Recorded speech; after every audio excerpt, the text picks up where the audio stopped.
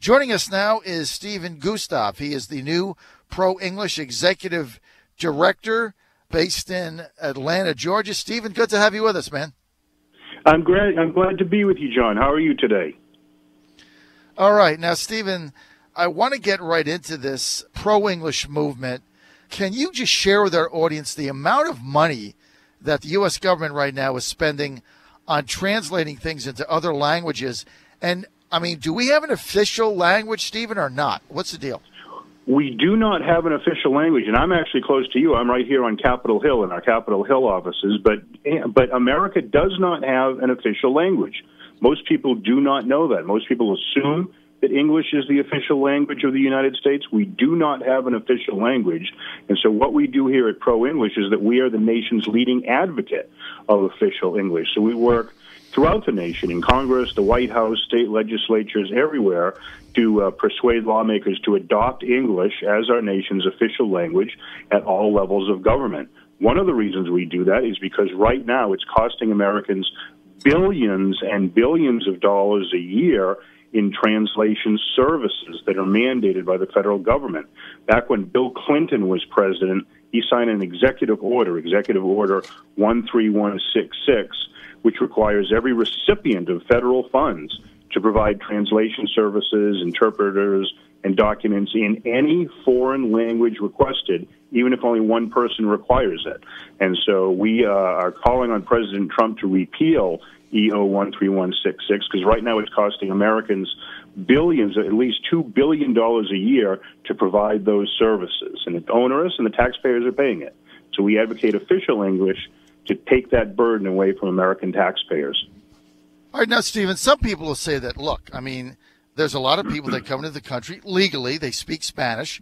Spanish is taught now in almost every American school as your primary secondary language. I mean, I'm 59. When I went to school, I had a choice between French, Spanish, and German in high school, I believe. Now, everybody takes Spanish. So that's one language that there's a lot of people in different areas, Miami, Southern California, whatever, they don't speak English, and so they speak Spanish, and so we learn the language. We have signs that are in Spanish, and whenever you make a phone call and you get into voicemail, everybody says, press 1 for English, press 2 for Spanish. So what is the matter with going forward with this, other than the money? Well, here's the thing, is what we are saying here at ProEnglish, and people can visit our website at proenglish.org for more information, proenglish.org. What we are saying is this is just for governmental operations. So if people want to speak Spanish in their home, in their cultural center, in their place of worship, in any sort of a private place, that's fine. We're only talking about governmental operations because, again, this is a savings that would save billions of dollars every year. And so if people want to speak other languages privately, we don't have any problem with that. If people want to learn other languages privately, I speak Spanish fluently as well. And so it's fine, and we actually encourage people to learn other languages. But here in America, particularly for immigrants coming in, it's to their benefit to learn English because they will better themselves economically and will help their families if they learn English. A couple of bills that we are sponsoring and promoting on Capitol Hill is, number one, the English Language Unity Act, which would make English the official language of the USA, of the government, and secondly, the RAISE Act, which was sponsored by Senators Perdue and Cotton, which President Trump is backing, because that would establish a point-based merit system for immigration that would help skilled immigrants who have the most to offer this nation, educationally, professionally, and also based on their ability to be proficient in English. Because this will help them. This will help them and their families economically. If you come to this nation and you're proficient in English, you're going to get a better job, you're going to do better economically and professionally and in your career, and that's going to help your family, it's going to help the American economy. And so what we're doing is promoting something that will help Americans and will help immigrants as well, and will be a multi-billion-dollar savings for American taxpayers every year.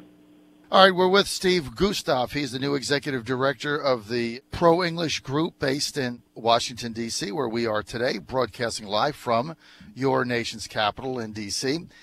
So, Stephen, a lot of people look at your organization, and I remember going to CPAC a few times, and a lot of comments that, well, your organization is really racist because you don't want people to be able to speak Spanish. You don't want the government spending money. And so you got tagged as being racist. How do you defend that? Well, what we are proposing in terms of making English the official language of the United States government is something that's done all around the world. So when people say it's racist, it's a fallacy to say that. For instance, right now, 85% of the United Nations member nations have official languages. And by the way, 53 member nations of the United Nations have adopted English as their official language. So what we're doing is nothing that's not being done all around the world. Across America, Americans agree as well. Polls have showed that more than 80% of Americans believe that English should be our official language. And in fact, right now, 32 states have made English their official language of their respective states. So what we're doing is not racist whatsoever. It's something that's being done all around the world. We saw that President Trump has been in the United Nations. Once again, 85% of the member nations of the United Nations have official languages, so including 53 that have English as an official language. So it only makes common sense for the United States of America to do the same thing. All right, so you guys have been trying to do this for a long time, Stephen Guschov, without any success. How is this going to change? What are you going to do differently? Well, right now we have, obviously, in the White House, a president who is sympathetic to what we're trying to do. During the presidential campaign, President Trump said that here in America, one of the ways that you need to assimilate is by speaking English. And so we know that he's sympathetic and supportive of the idea of English as the official language of the United States. And so what we're doing now is we're doing an intense amount of persuasion and lobbying both on Capitol Hill and at the White House to try to have this legislation passed, again, to have the English Language Unity Act and the RAISE Act passed by Congress, and also to have President Trump repeal President Clinton's Executive Order 13166. And it's a lot of hard work. You're absolutely right. I mean, you see even the other issues that are big on Capitol right now, whether it's repealing and replacing Obamacare or tax reform or anything else, where it's a long, slow process. I just started as executive director 2 months ago, so I'm kind of the new kid in town here on Capitol Hill. But we are up on Capitol Hill every week, almost every day of every week, meeting with legislators, meeting with their staff members. I can tell you that right now, as we speak, we have 57 members of the House of Representatives who are supporting the English Language Unity Act. We have 6 senators as well. We're going to be holding a congressional briefing next Wednesday right up on Capitol Hill, and we want to thank Representative Steve King of Iowa for helping to host that, because we need to get people on board. This is the time to do it, and we just have to be diligent. It's not easy, I can tell you that. It's not easy at all. But as I say, I've come on the past couple of months, and we're making a hard push, particularly in this Congress and under this president, to get these things done and these bills passed to make English the official language of the United States. Stephen Guschov, who's your main sponsor? Who's carrying this bill? Steve King, the Republican representative from Iowa. He's been a wonderful, wonderful friend of Pro-English for many, many years. And so he authored the House version of the bill, the House version of the English Language Unity Act.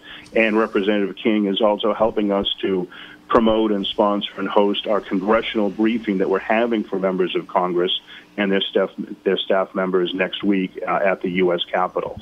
And so Steve King, he authored the English Language Unity Act in the House, and also Senator James Inhofe of Oklahoma, he authored the bill in the Senate, the companion bill. But in particular, like I say, Steve King has really been a great, great friend of pro-English and official English legislation in Congress. All right, I want to thank Stephen Guschov for being with us. He's the new executive director of the Pro-English group, and sounds like you're making some progress. The Pro-English executive director, Stephen Guschov. Stephen, if people want more information on your bills, your organization, what you're trying to do, where do they go? They can visit our website. It's proenglish.org. Again, that's proenglish.org. We have information about all of these bills and about our fall campaign and everything we're doing to make English the official language of the United States. Proenglish.org. All right. Proenglish.org. All right, sir. Thanks for being with us, Stephen.